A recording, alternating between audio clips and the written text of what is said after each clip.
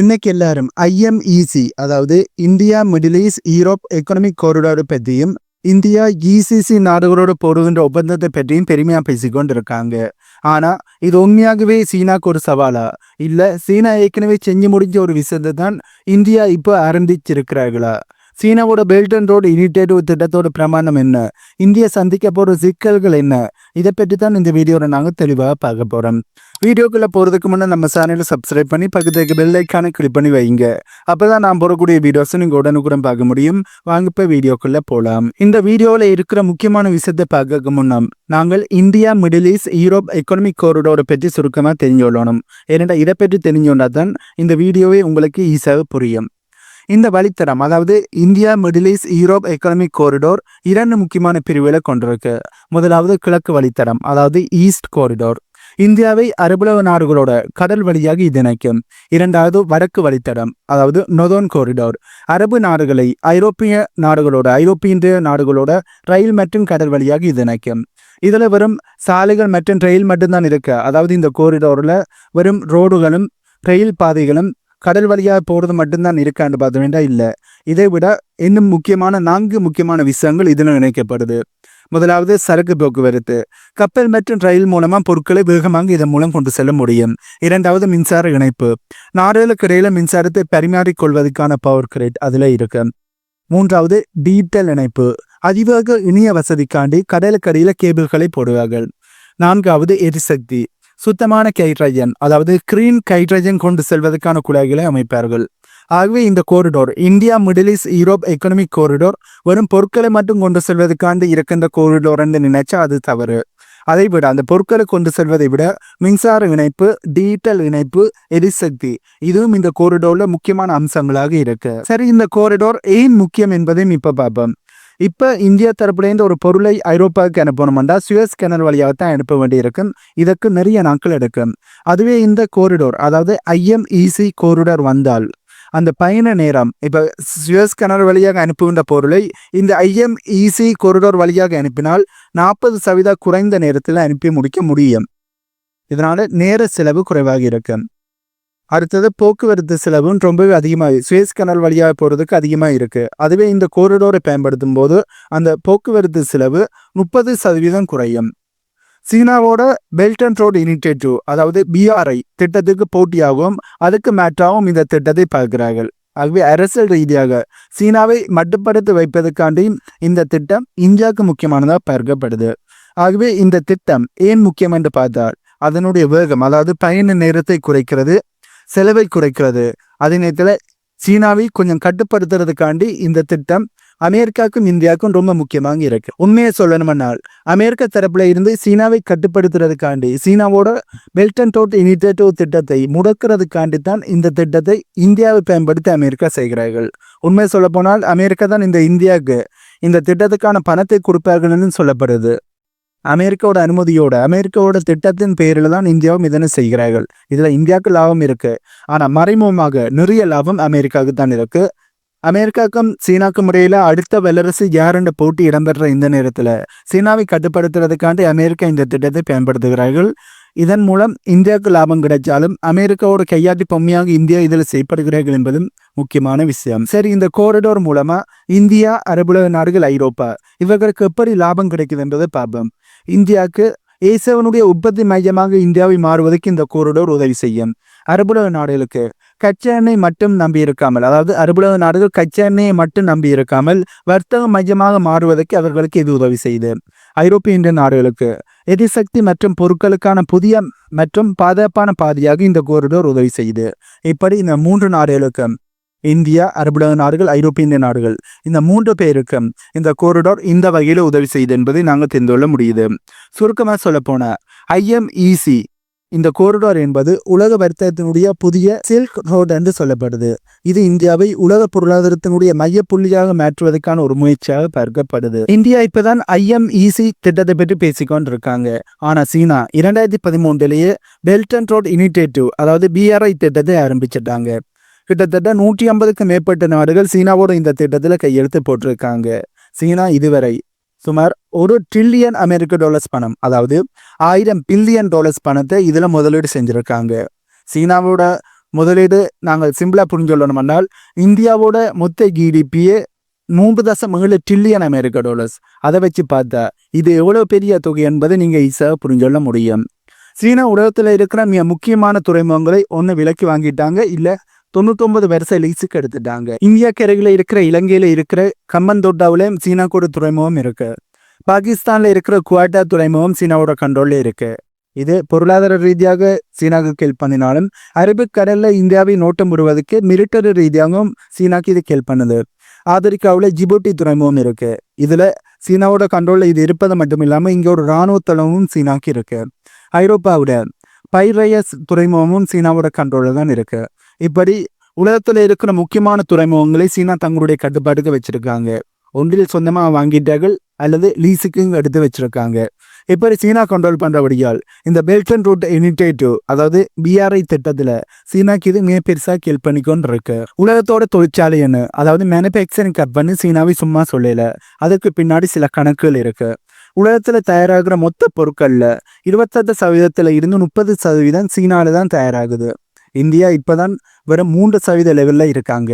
ஆனா சீனா 28% இருந்து 30% கண்ட்ரோல் பண்ணுகிறார்கள். சீனாவில் ஒரு பொருளை உற்பத்தி செய்து துறைமுகத்துக்கு அனுப்ப இருக்கிற நேரம் இந்தியாவை விட ரொம்பவே குறைவு. ஏனென்றால் சீனா இதற்காண்டியே புல்லட் ட்ரெயில்கள் மற்றும் அதிவேக நெடுஞ்சாலைகளை பிரமாண்டமாக அமைச்சு வச்சிருக்காங்க. இது சீனாவோட உற்பத்தி பொருட்களை துறைமுகத்துக்கு அனுப்புறதுக்கான நேரத்தை ரொம்பவே குறைக்குது. இதே நேரத்துல இந்தியா இப்பதான் மத்திய கிழக்கு நாடுகளோட அதாவது ஜிசிசி நாடுகளோட ஒப்பந்தங்களை போட ஆரம்பிச்சிருக்காங்க. ஆனா சீனா ஏற்கனவே அங்க பெரிய ஒரு இடத்தை பிடிச்சிட்டாங்க என்பதுதான் உண்மை.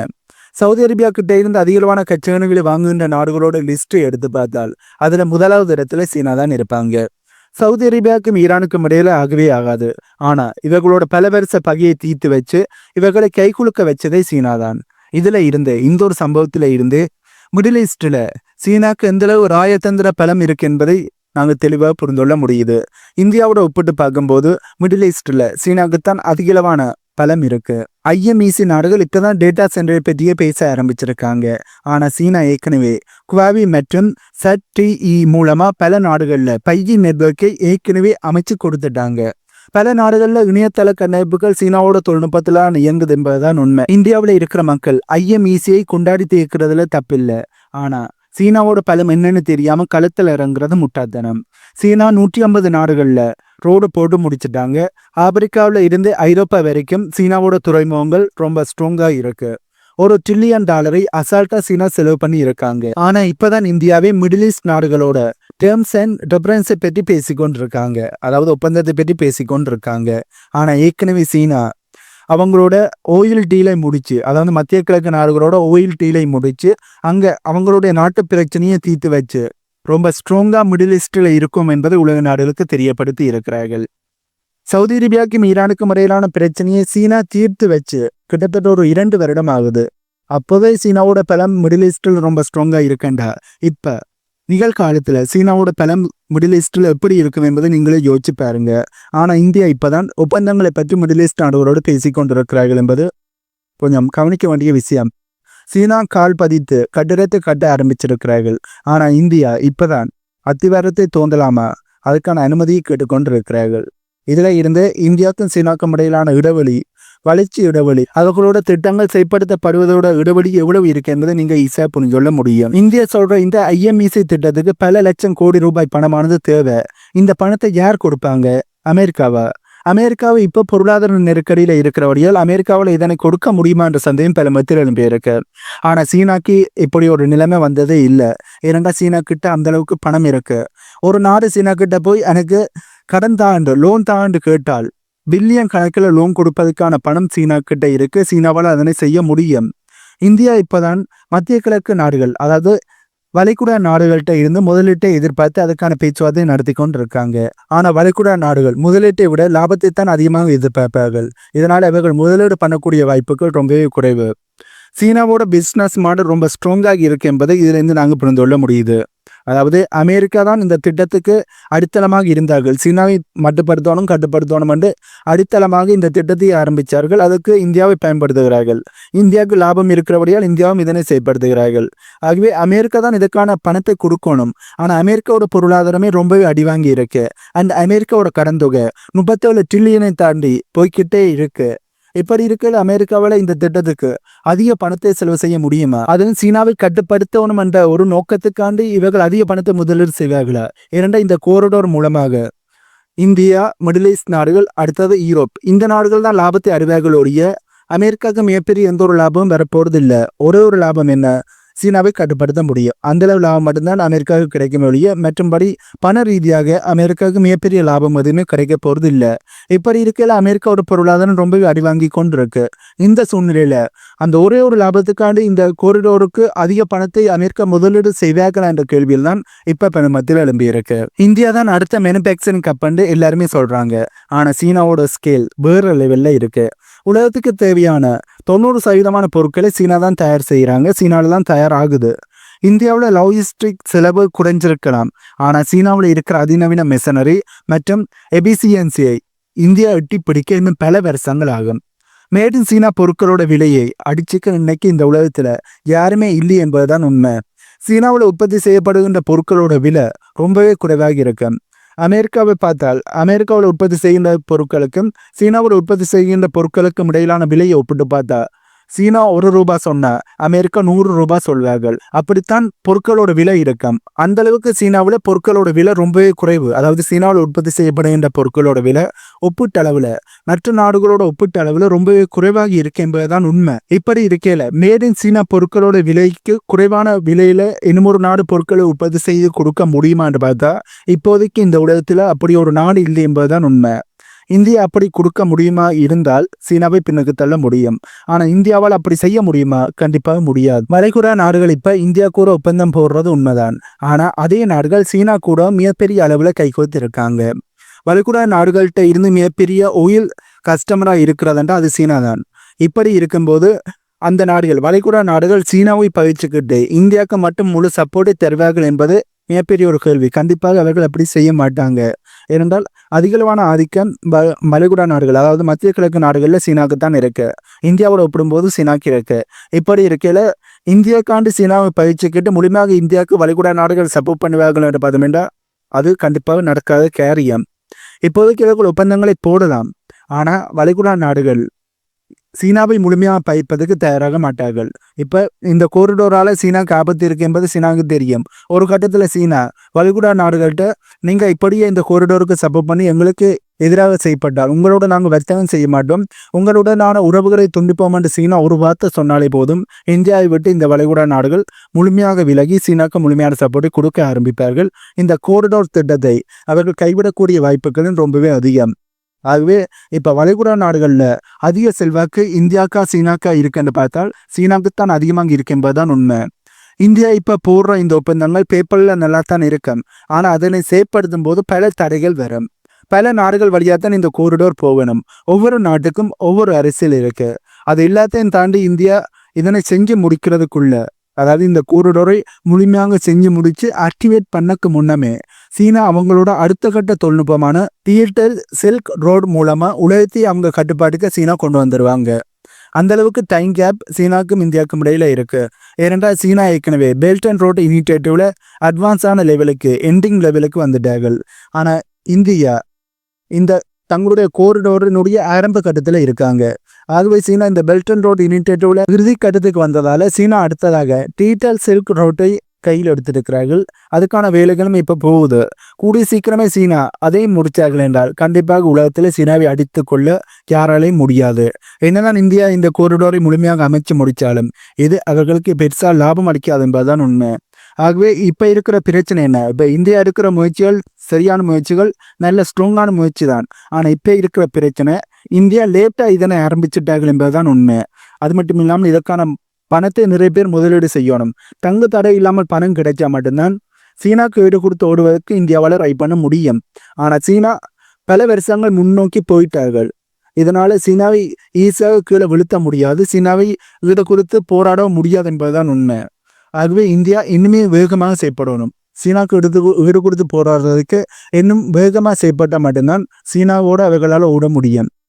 அப்படி ஓடினாலும் வெற்றி அடைய முடியுமா என்பதும் மிகப்பெரிய ஒரு கேள்வியாகத்தான் இருக்கு. எல்லாரும் இந்தியாவைத்தான் அடுத்த மேனுபேக்சரிங் கப்னு சொல்றாங்க.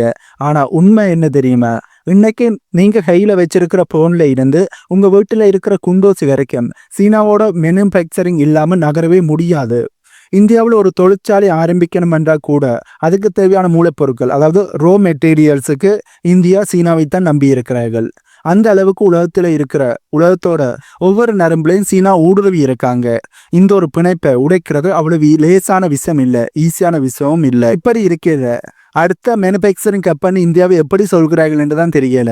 ஏனென்றால் ரோ மெட்டீரியல்கள் இந்தியாட்ட அதிகமாக இருக்கணும். வேறொரு நாடுகள்கிட்ட ரோ மெட்டீரியலை நம்பி இந்தியா இருக்கும் வரையும் இந்தியாவை மிகப்பெரிய ஒரு மேனுபேக்சரிங் கப்பாக மாற்ற முடியாது. இப்போ சீனா தான் மேனுபேக்சரிங் கப்பாக இருக்கிறார்கள். இப்படி இருக்கிற சீனாட்டத்தான் அதிகளவான ரோ மெட்டீரியல்ஸ் இருக்கு. அந்த மெட்டீரியல்ஸை இறக்குமதி செய்து இந்தியா மேனுபேக்சரிங் கப்பாக மாறுறதெல்லாம் சாத்தியமில்லாத விஷயம். இந்தியாட்ட எப்போது ரோ மெட்டீரியல்ஸ் அதிகமாக இருக்கோ அப்போதான் இந்தியா மேனுபேக்சரிங் கப்பாக மாற முடியும். சீனாவை நம்பி இருக்கும் வரையும் சீனா தான் நம்பர் 1 மேனுபேக்சரிங் கப்பாக இருக்க முடியும், உலகத்தோட மேனுபேக்சரிங் கப்பாக இருக்க முடியும் என்பதுதான் உண்மை. இப்ப இந்தியா பண்ற இந்த டீல்ல மிகப்பெரிய விஷயமே மிடில் ஈஸ்ட் நாடுகள்.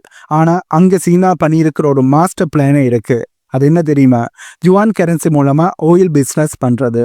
அமெரிக்காவோட டாலர் ஆதிக்கத்தையே ஆட்டி பார்க்குற ஒரே ஒரு நாடு என்றால் அது சீனா தான். அரபு நாடுகள் இந்தியா கூட கை கோக்கலாம், ஆனா அவங்களோட மிகப்பெரிய பிஸ்னஸ் பார்ட்னர் இன்னைக்கும் சீனாவாகத்தான் இருக்கிறார்கள்.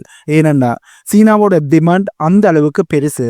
சீனா அரபுலக நாடுகள்கிட்ட இருந்து கச்சானங்களை வாங்காட்டி அரபுலக நாடுகளோட பொருளாதாரம் மொத்தமா சரிஞ்சிடும். IMECல டிஜிட்டல் கேபிள்கள் வரும்னு எல்லாருமே நம்புறாங்க.